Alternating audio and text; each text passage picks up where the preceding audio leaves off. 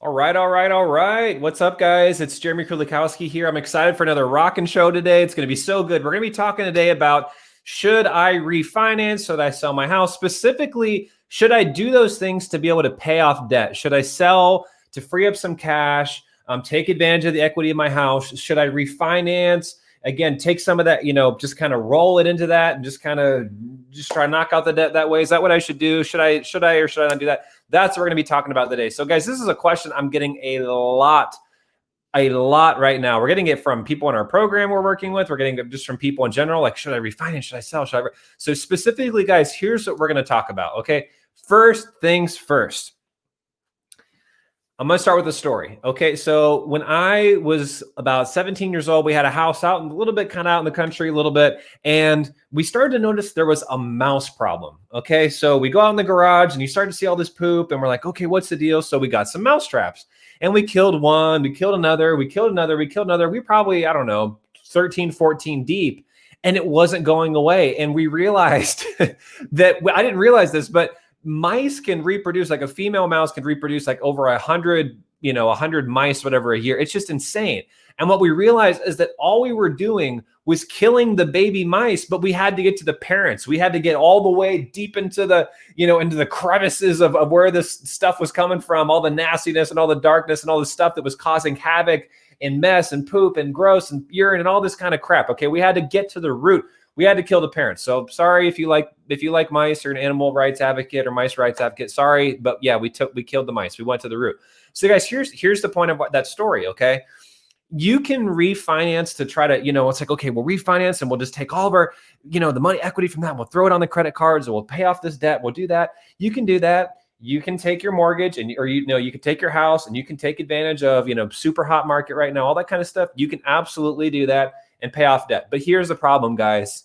If you don't kill mama mouse, if you don't take out mommy and daddy mouse, guys, you're going to find yourself in the exact same position after all the dust is settled and after just a few months or maybe even just, a few years. It's like, before you know it, guys, it's going to happen. And I hear this happen all the time.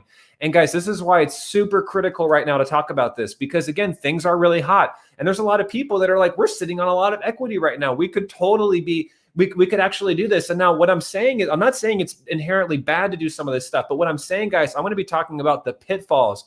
What are the landmines that people step on? And if you don't fix these things, if you don't address them, it's going to really burn you in the end. And so you have to fix the root issues. So that's what we're going to be talking about today, because guys, listen, it's like, I've seen people time and time again, they end up doing this and then they fall right back into the same situation. The bad habits are still there. Again, mama mouse is still alive. If the person in the mirror doesn't change, if the person that's controlling the habits and the behaviors that cause you to be struggling financially, if you don't go all the way back and trace it back to the root, you're going to find yourself still struggling. So guys, here's the thing. Like, when it comes to refinancing, doing things like that, first of all, like, one of the reasons why you really, really want to be careful is if you're going to be taking all, your credit cards and, the car loan, whatever it is that you've got, not car loan, it's not a good example. Most of you guys are wanting to pay off a lot of credit card debt, maybe some old medical debt, maybe some other stuff kind of debt. Guys, when you're taking it unsecured debt and you're throwing it secured, the problem is that now it's like, you stop paying on your credit card for a couple months, or you don't pay your medical bills. Maybe they'll put it into collections, maybe they'll have some threats. Maybe, worst case scenario, it's like maybe they, garnish your wages for some of these different things. But it's like, guys, like, when you don't pay on your house, you lose your house. You could go into foreclosure. It's awful. It's nasty. It is not fun. I've talked to people that have gone through it, guys. It's traumatic. It's traumatic for you. It's traumatic for your kids.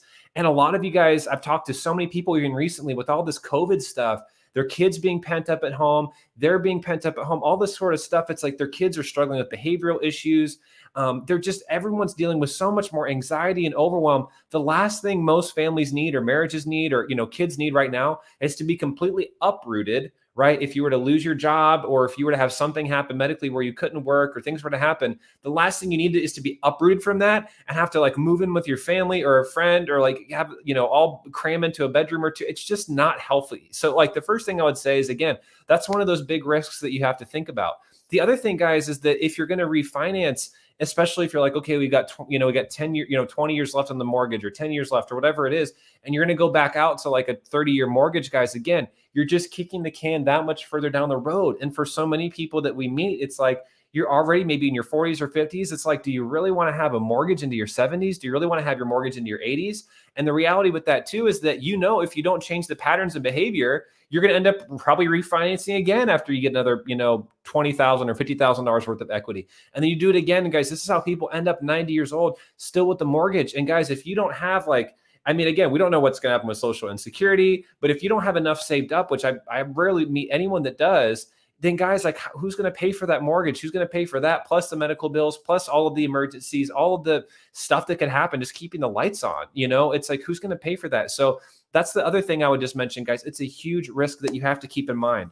Okay. The other thing, guys, that you need to consider is that a lot of people, again, they think it's no big deal. It's like, well, it's okay. I'll just, we love our house, things like that. But guys, listen, stuff happens. And I can just say from personal experience, like just seeing happen this with so many different people, is that you might have a job, you might lose your job and now you have to get a job out of state or in another county, or someplace. And it's like, guys, if you end up, sucking, refinancing, taking up all the equity in your house and, putting it toward other stuff. The problem with that is that, like, what happens now when the market drops? I've seen it to where it's like people, it's like they wanted to be able to move and they couldn't. They were completely stuck because they didn't want to have to take a $20,000, $50,000, $100,000 loss in their house.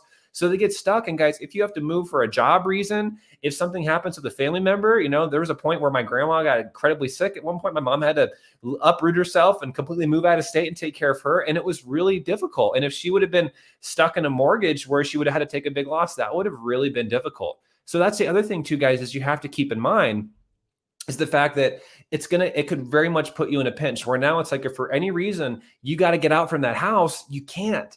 Maybe it gets to a point where you can't pay it anymore. Like the mortgage is really high and something happens again. If you're stuck, you're stuck. And so that's the other thing that people need to keep in mind is that if you're going to be refinancing and stuff, there's a huge amount of risk that comes with it. And again, guys, ultimately the biggest risk is that it's just a huge Band-Aid for most people. It literally is a Band-Aid. It's like just going after all the baby mice and not kill mama mouse. Or if you think about it again, if you've got a cancer and it's it's growing and it's really causing a lot of pain in your stomach, it's like if the doctor just said, oh yeah, here's some, medication, here's some pain meds for your stomach and walked out the room, you'd be like, wait a second, like I need to remove this thing. I don't want to just feel better. But that's really all that you're doing if you don't address the problem at its core. What is causing the pain? What is causing the problems? What's causing you to have to feel like after all these years, you have to tap into that, or this is your last resort. Otherwise, it's like you could be in serious trouble. So that's the other thing I want to say. Now, specifically that's refinancing, but specifically when it comes to selling the house, the other thing, guys, is like I said, you could sell the house, okay? And you can pay off a ton of debt with it. But guys, deep down, most people, why they get freaked out by this, and it's a legitimate fear, especially the spouse that's a little bit more responsible. If you're married, if that's if that's you watching this, which it very likely might be you, because those are the ones who a lot of times reach out and are watching this stuff in the first place. But if you're the one watching this and it's like, that's probably your greatest fear too, is like, if your spouse is like, that's kind of willy-nilly or is a little bit more laid back, is like, oh, let's just sell the house and let's just pay off a bunch of debt. Deep down, why you're probably freaked out, why most people are freaked out who are responsible is that, okay, but don't even try to fool yourself. That it freaks you out because the same patterns and behaviors, like I said earlier, that got you into this situation, that if you don't course correct that in another 6 months, a year, 2 years, all of that money is going to be gone.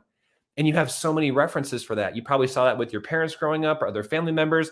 Maybe even saw that when you were younger. Maybe you got a big check. Maybe when you first got married, you got a bunch of money and then all of a sudden, poof, it went, or you got a brand new job or you got a great bonus and then poof, where'd it go? And then you ended up, maybe you sold a house before, maybe you sold a big thing. Maybe you're just every week working your butt off, making great money. And at the end of the month, you're going, where'd it go? You have no idea. Maybe your spouse is not as much paying attention to some of that stuff. Maybe if that's them, maybe they're the ones relating to this a little bit more on that part of like, where's all the money going? Especially if they're not managing it.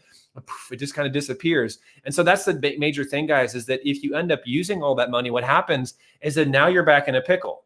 Where now, especially if the market drops, now you're in an even worse pickle because now it's like in order to sell, you take a loss. But when you have no equity left, again, it leaves you in a position where if you don't have a lot of money saved, if you can't tap into it and a bigger savings, guys, if there's a major medical emergency, if there's something else that were to happen, guys, there's no equity left. There's no plan B. And it's like, and you're really, now you don't have anything to tap into. So for a lot of you guys, it's one of those things where you're like, we realize this is an incredible asset that we need to manage and need to steward well. And we need to make sure that we're not going to be done with it. We want to be smart with it. So again, guys, that's why we're talking about this. So if those are the common risks to using that equity to try to pay off debt, what should you do instead? What should you do instead? Well, guys, the first thing you need to do, and again, I'm not saying that you shouldn't refinance. Depending on the situation, it might make sense to refinance. But if anything, I would like you to refinance from like a 30-year to a 15 or something like that. But again, refinancing to go back to like, if you have 50, I have 15 years left, going back to a 30, guys, I mean, that's just for the most part, like, it's just not a good idea. Again, because again, it's just a huge Band-Aid. It's kicking the can down the road. But then not just that, like I said, for a lot of people, like I just know for anybody, like if I'm not working with you, I'm just going to flat out tell you it's a dumb idea, to do that or just sell the house to do it. Because again, that if you don't change the patterns, it's just going to make it worse. But again, for some people, I'll be honest, there's some clients that people are talking to right now who are like, you know what? If you want to sell, it wouldn't be a bad idea. It would allow you to pay off some of these other things. It would allow you to be able to free up some capital, maybe to invest, maybe to help with your business, invest in some other way in personal development, some other thing that would help you guys significantly increase your income. That's a great idea. But the reason why I feel comfortable saying that with them is because they have a plan, P-L-A-N plan. So that's what we're going to talk about right now is what should you do instead? Well, guys, the most important thing you need a plan. You need a plan. If you do all of that stuff without a plan, like I said, guys, it's like you are going to end up in trouble. It's going to be dangerous because now you've got all this money. And then guess what, guys? It's like it starts burning a hole in your wallet. Sure, you'll pay off some debt, but again, you go right back into the same coping mechanisms, the same overspending, the same lack of planning, whatever it would be, guys. And the reality is like scripture talks about, guys, like you got to manage your flock, right? It's like if you were a shepherd and you had no idea how many sheep you had, how do you know if you're doing a great job as a shepherd or if you're losing part of your wealth, which is like your flock, right? Like if they're not counting their sheep, if they start off with 100 and all of a sudden one day they're like, the flock's looking kind of small today, and you count, you're like at 50. Oh, holy crap. You didn't realize that every night there was a wolf dragging it away. Guys, that could literally, for someone who that's your livelihood, you would literally starve.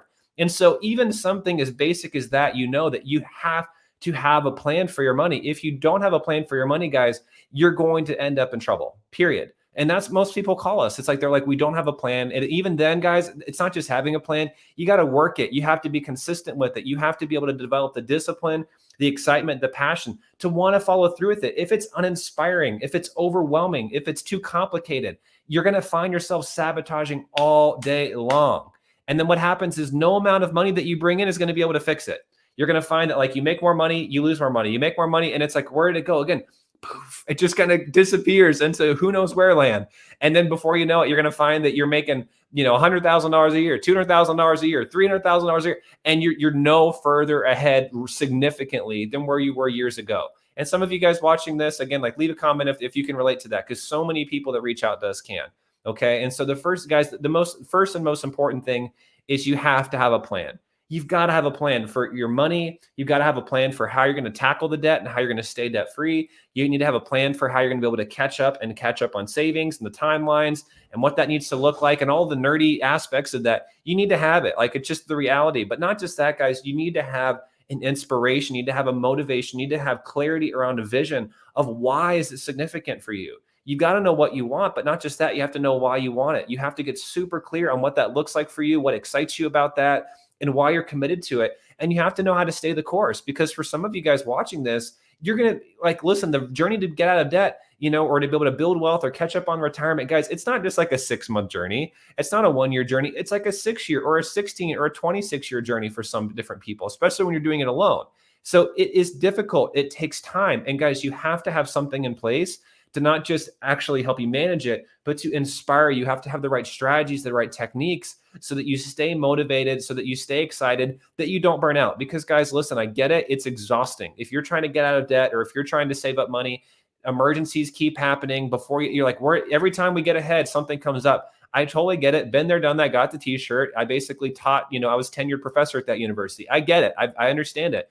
But the reality is you have to have the right systems in place and the right strategy, the right way of thinking in order to be able to make it so that you not just have a plan, but you stick to it and you grow. Okay. So that's the other thing too, guys. And then on top of that, realizing that you need to not just have a plan for the money, you need to execute it. But guys, ultimately, you need to have a long-term strategy to build wealth, to be able to pay off that mortgage so that you don't have to refinance. You don't have to, sell your house every time you're in a bind, where you guys can not just do that, but you guys can pay off the mortgage early, where you guys can retire with dignity, where you can actually get financially free. And so guys, if you're watching this and you realize we don't have a plan, I have no plan for the money. It's not working. My plan isn't working, or we're not following through with it. Whatever it is, bottom line, you're not ahead and you're not where you want to be, guys. We just tell people, guys, go book a free call with us. We'll absolutely be able to help you guys. Go to jeremykurlikowski.com/apply. And guys, just get online with us and connect with us and let us know how can we help you? What are the real struggles that you're dealing with? And guys, what we do on the call is we're going to sit down and we're going to help you figure out what is really the best route for you. Like, what should you be doing with your money? If you've got a bunch of equity in your house, like, should you just, what should you do? And guys, the reality is though, and I can tell you this full transparency, it's like, I don't know until we run the proper tests, until we do the proper examinations. And guys, I'm not just going to like throw band-aids and throw tips and tricks. Like, we need to get to the root issue. So if you're going to book that call, just know that like we need to come up with a plan and a way to execute it and a way to follow through in it so that you can actually get financially free once and for all, and that you don't have to worry about ever having to refinance your house or sell it. And that's just gravy. Because guys, that's what we tell our clients is I want it to be gravy for you. I want it to be something where it's like, if you sell your house, it's because you want to, not because you have to. Right. And that's really the thing that I want you guys to be freed up with, so that it's like, oh man, this is just a bonus money. This is just okay because we're not at our dream house yet. So we have some people, they might sell right now. They're going to rent for a couple years, but they're on a fast track to be able to, significantly increase their savings, increase their income, so that they can build their dream house in the next couple years, or so that they can, again, buy the house of their dreams in the next few years. And maybe by then the markets come back down, and which is very likely. If you look at market cycles, it's who knows, I'm not a prophet on that. So I'm not going to go there. I know some people are like, they like to do it, I think, just so that they can maybe get right and then take the YouTube clip later and say, see, I knew what I was doing. I'm not going to do that. Okay. Very likely in terms of market cycles that could happen. But guys, the point being is that it could be a good idea. Like some of you guys watching this, it might be good for you guys to refinance this, specifically to something lower. It could be smart for you to be able to do that in terms of a timeline, like, from a 30-year to a 15, if you can afford it. It might make sense for you guys to be able to sell your house and to be able to take some of that and apply it toward that. It's not necessarily a bad idea, but the thing, I would caution you guys more than anything is make sure that you guys actually have a plan for that money if you were going to do it. Otherwise, again, what happens, guys, is now you get back and that money just poof and dissolves. And then now you have all that equity's gone. And then now you're in a pickle. Now you're screwed. And it really is not fun. So again, guys, if you need help with that, go to jeremykurlikowski.com/apply. And then we'll sit down with you guys and help you guys find the best path forward to be able to do that. So again, guys, that's my 2 cents around just taking, refinancing or selling the house to get out of debt, guys. And again, just there you go. That's all that you guys need ultimately. If you guys are ready to fix your finances, if you guys want to be in a position to make the right decision, you need to get an expert in your corner and someone who can really take all the information, which, trust me, there's a lot of data. There's a lot of things to take into consideration. It's like, if you think you've got cancer, it's like, there's a lot of tests you need to run, right? You need to do some blood work. You need to do some, all these different things. And so it's the same thing for us. Like, we need to run the tests. We need to look at it. But guys, really, we'll help you guys figure out what is the best path for you and your family to be able to not just, figure this stuff out with your house, but to really decide, how do we want to long-term have a plan that allows us to live debt-free, to be able to, be retirement ready, to bulletproof our financial future in terms of savings, and just really have that peace and that freedom that really, guys, everyone is desiring, especially right now in the midst of all the chaos. Like, people know that there's a bunch of crazy happening in the future. No one knows what's going to happen, but there's a lot of stuff that people are legitimately worried about. Like, where's our country headed? What's going to happen with all the guys? Listen, it's like, it is concerning when you really allow yourself to go there. So I want you guys to be in a place where that no matter what happens in the country, you guys are going to be okay. And that you guys, not just that, but that we can change the world, guys. And that's really what this is all about. It's about getting you guys free enough financially where you guys can make the impact in your household, with your children, and your churches and your communities, and that we can change the world, guys. That's what we're on a mission to do, is to make as many Christians as wealthy as we possibly can, so that we can make the biggest impact, not just at home, but in the world. And so, guys, if that's what you want, go to jeremykurlikowski.com/apply, and we will speak to you very soon. So have a great day, guys. It's good chatting with you, and I'm going to go enjoy a date with my family. So have a good night, guys. We'll talk to you soon.